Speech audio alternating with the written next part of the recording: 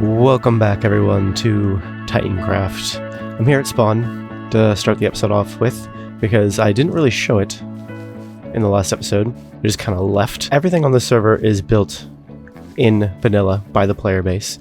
Vanilla survival, except for spawn. Every season, the mods and staff build spawn and have it here for when the players join the world. And this is probably my favorite spawn that I've seen on the server so far. It's really nicely themed, and you'll see a bit more of that theme later on in the as the season progresses with the Nether hub as well. But it's a really beautiful spawn. So many people on the mod team contributed to this.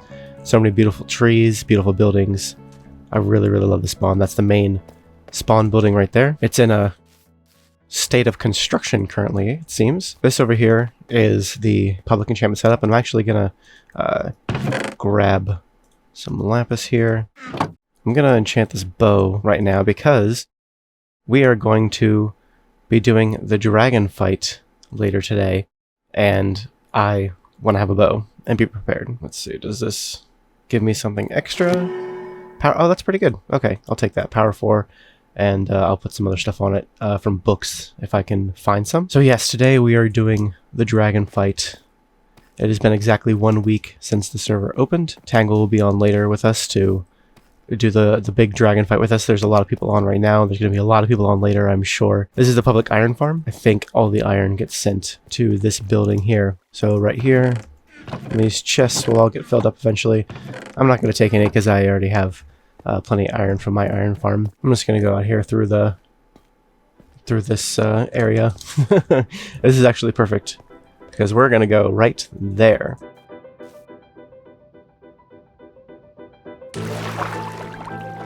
So I decided to mark off an area for myself in the shopping district because it's getting filled up pretty quickly, at least the areas around the portals, and also the area around the water that I wanted. Once another hub is done, I will probably try to focus on getting the infrastructure for my shops and my Guardian farm done, and then this will be a combination Guardian drops and redstone shop, and it's going to be quite large.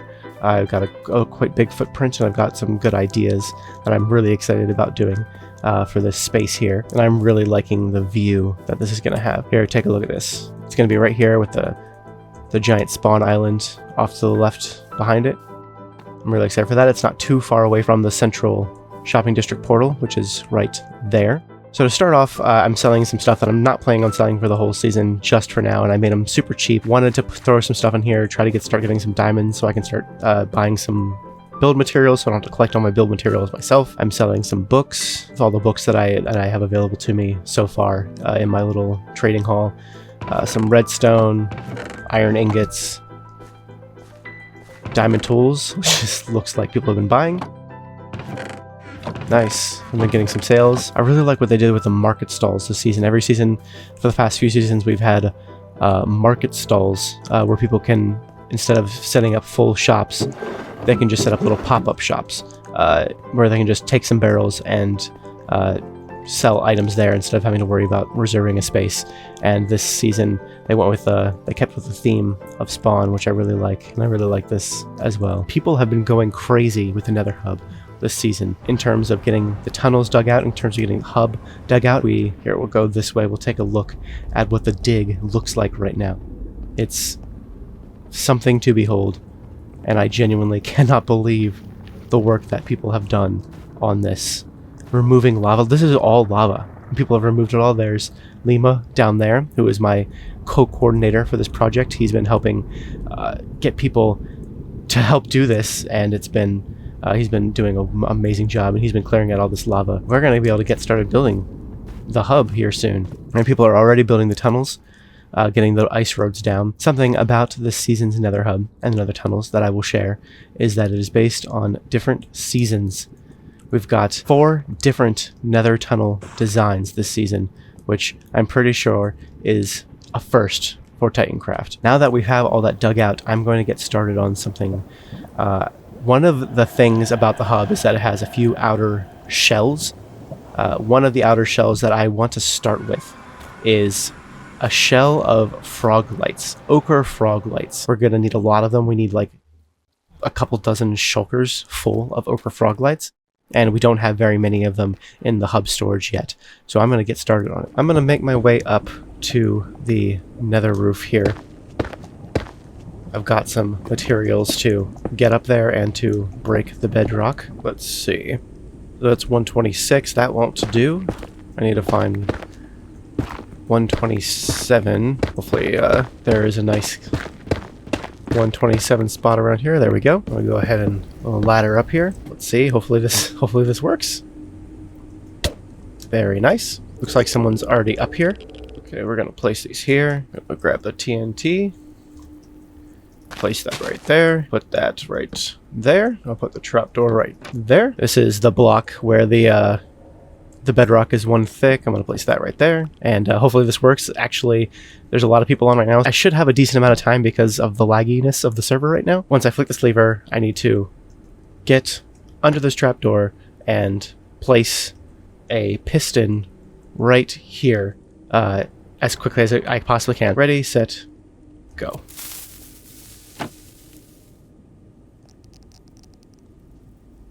Come on, come on, come on. It's taking a while. It's taking a while. Alrighty, let's see if that worked. I genuinely have no idea. It did not. Wonderful. I have more TNT. It's okay. Let's give it another shot. Why not?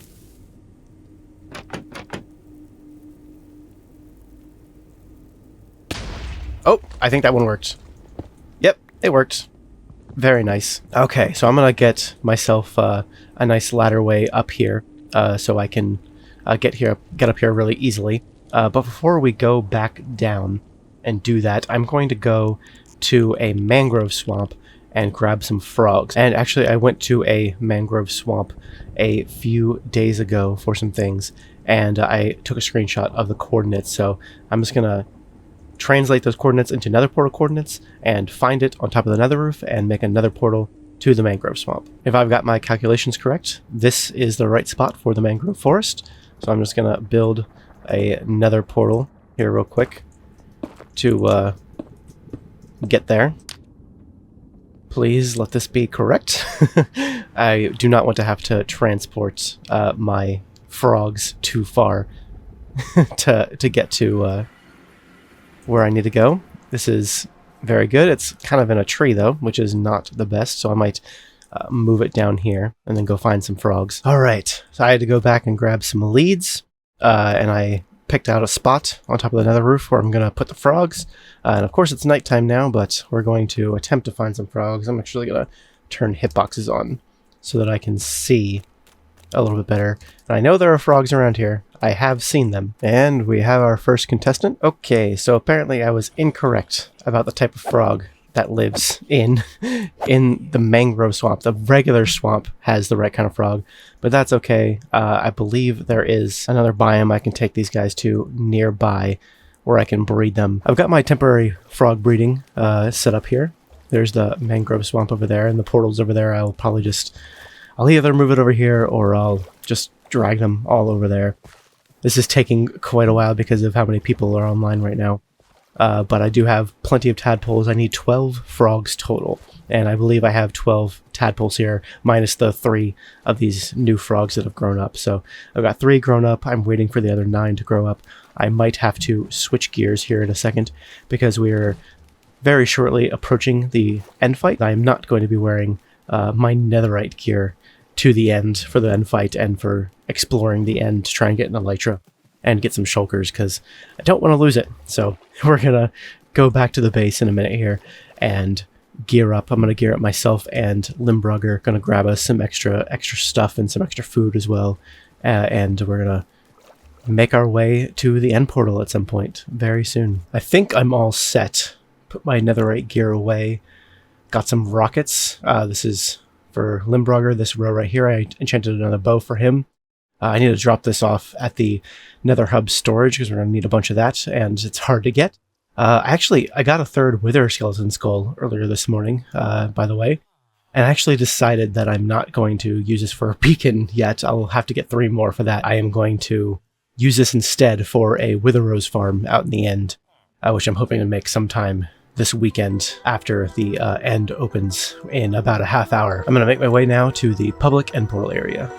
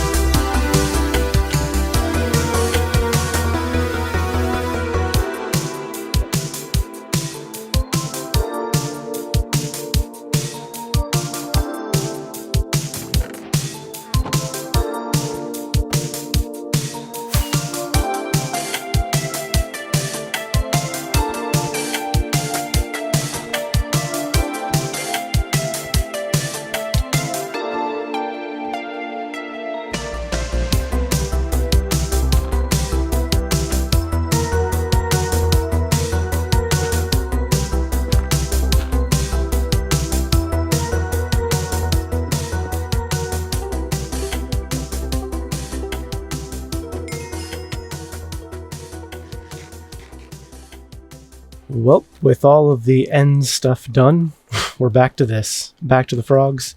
I've got some breaded up here, and taking them back as carefully as I can. They're very slow with all the lag, with all the people on.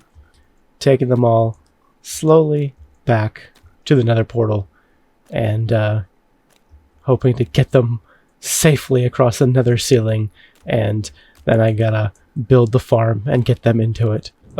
All of my frogs have made it through. But where did my leads go, is the question.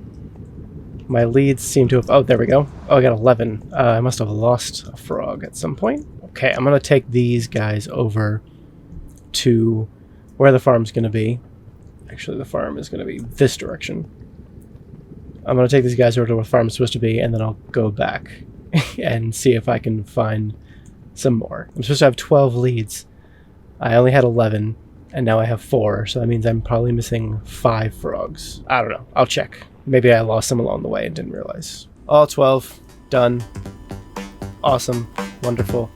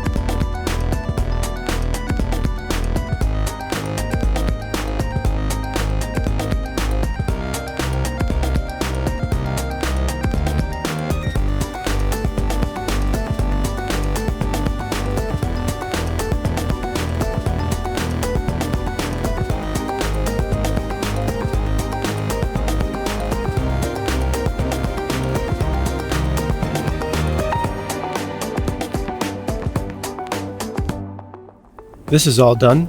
Oh, you can even see a magma cube spawning right there. Got some frog lights, so this is a success, I would say. And we will keep on AFKing here. I'm going to tell the rest of the Nether crew that this exists, and anyone that wants to can come AFK here whenever they want to get us more frog lights. I'm pretty sure we still need many, many more shulkers worth of them. I have been flying around in the end for like an hour and a half looking for one of these that is suitable for Wither Rose Farm. Apparently I've angered this Enderman. Right now I'm 2,000 out, and that is perfectly fine. That works. I've got a bunch of shulker boxes of all the materials that I want to use. We're going to knock out the portal part from the bedrock using red mushroom. It's going to be an Enderman farm, and then a kill chamber where the Wither will be killing the Enderman as they fall. And I've got a whole bunch of chicken eggs somewhere, so I can spawn a chicken, which is going to distract the Wither. And yeah, I've got a whole bunch of stuff. I'm going to get started, and hopefully this all goes well. Honestly, I built this farm a couple times, and then every single time it just stresses me out. But I do need Wither Roses. I need a lot of black dye. I'm a little bit worried, a little bit stressed out, but I'm hoping it all goes well.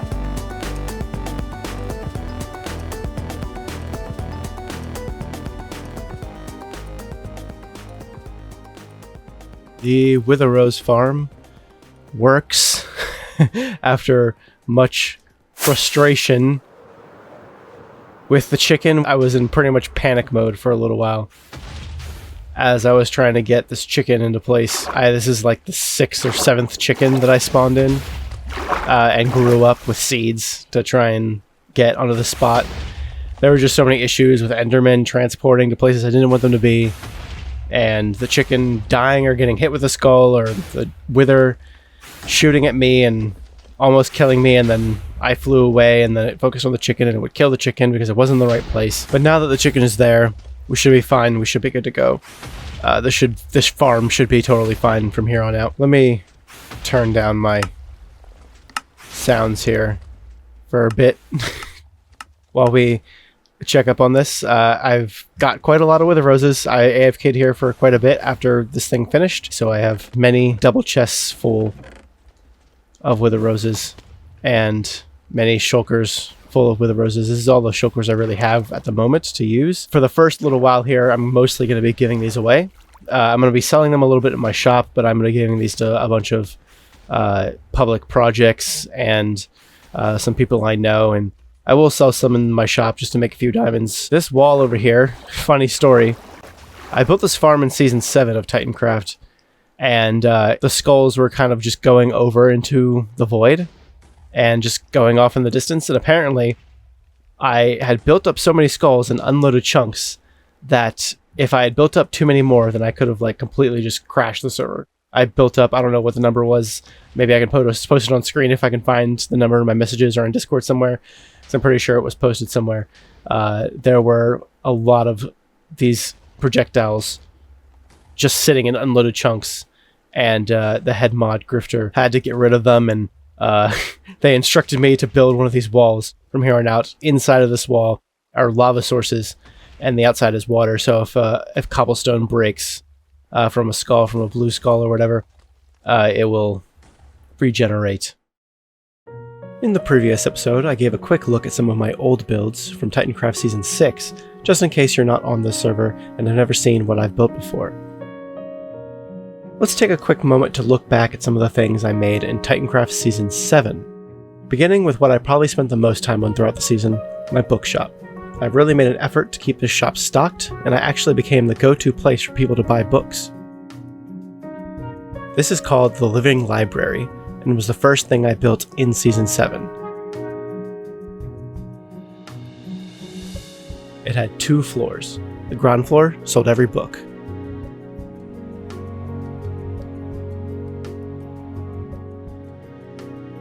The basement floor sold golden carrots, name tags, XP bottles, fully enchanted armor, tools and weapons, and more.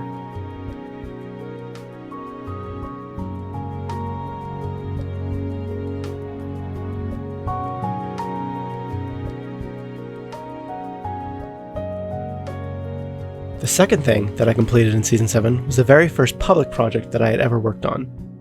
A public quad cave spider farm. I found 6 spawners super close to each other, 5 cave spider and 1 skeleton. 4 of the cave spider spawners are always activated when you step on the kill spot. A 5th one can be activated if another person stands on the bridge. A skeleton spawner and 3 of the spider spawners can be activated if you step on this spot.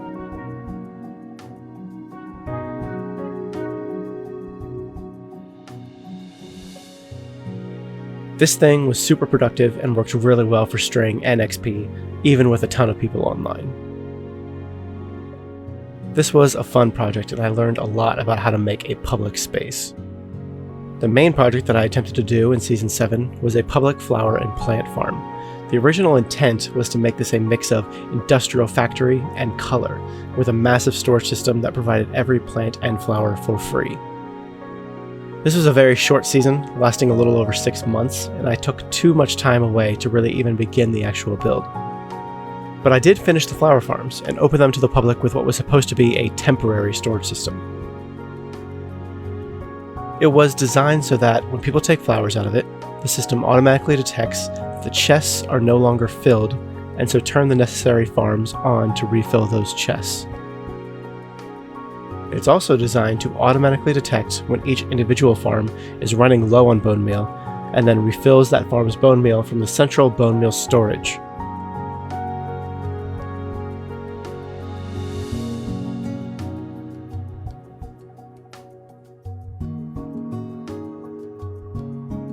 When the chests of flowers are done filling up, the farms automatically shut off again.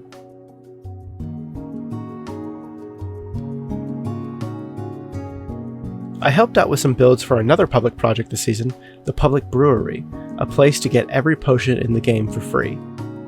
The first thing I did for them was design and build their nether tunnel. Inspired by distilleries and with this great industrial look, this is one of my favorite things that I built in this season.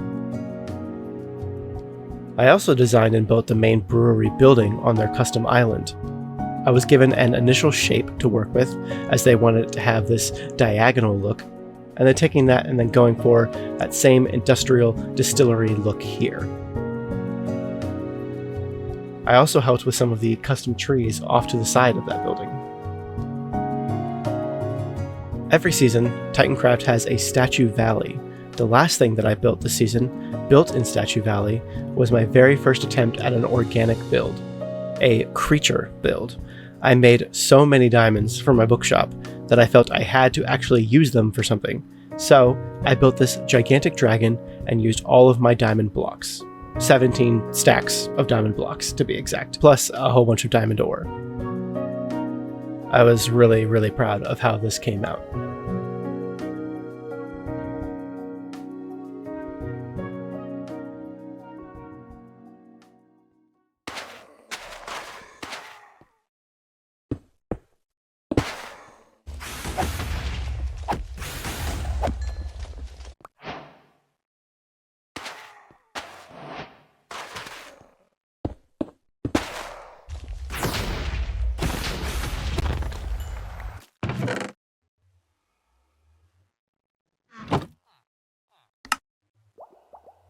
I'm back down here near the 2 skeleton spawners, and I'm gonna set up a beacon here, and this is where the beam's gonna go, and we're gonna dig out this area and start and put together a double skeleton spawner farm. Not 100% sure if I'm gonna like decorate it or anything yet.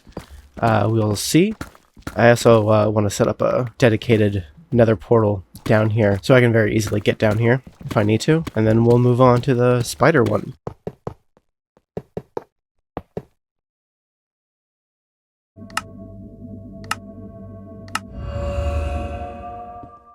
That's a little bit better. Not too much better with the deep slate, but it'll help out in the long run. I've got things about as dug out now as I think I'm going to need. I'm going to use this empty space right here to do most of the building. I've got this all taken care of. I usually always do this whenever I do spawner farms, just because it makes the farm slightly more efficient. This is an El Mango design here. Basically, just so usually you could just put blocks on top of the spawner so nothing spawns on top of them. But sometimes things do spawn on top of these spawners, and in this instance I have a tripwire here connected to some redstone, which will release this trapdoor, so when a skeleton spawns on top of the spawner, they'll be inside the tripwire, and they'll get pushed off. And it very slightly increases the efficiency of the farm, and it barely takes any time to do, so I feel like it's always worth it. And these glowstone will be taken out whenever I want the skeletons to start spawning. I'll probably end up putting some redstone lamps inside of the walls here that I can turn on, that'll turn the spawner off. I think it's always worth it just to have an off switch, just in case you want it. So I'm going to do that. And yeah, I'm just going to mess around with a little bit of this design here. I'm not going to do too much. I'm just going to get these all closed up, the water running, the kill chamber created, and whatever room I decide to make, probably with a portal, and see how it all ends up. We have got a working skeleton spawner farm now. Feeling very good about it.